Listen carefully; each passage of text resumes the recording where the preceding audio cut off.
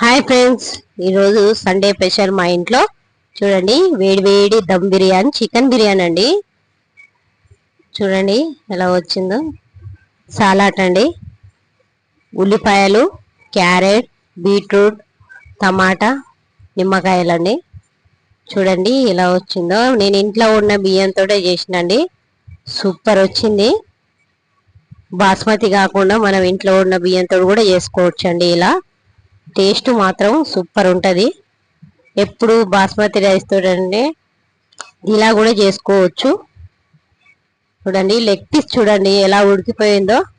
మెత్తగా ఉడికిపోయింది. అన్నం మధ్యలో పెట్టినా కాబట్టి మొత్తం మెత్తగా ఉడకాలని. ఇప్పుడు చికెన్ తినొద్దు అంటున్నారు కదా, అలా మెత్తగా ఉడకాలని నేను ఉడకబెట్టే వరకు మధ్యలోకి మెత్తగా ఉడికిపోయిందండి.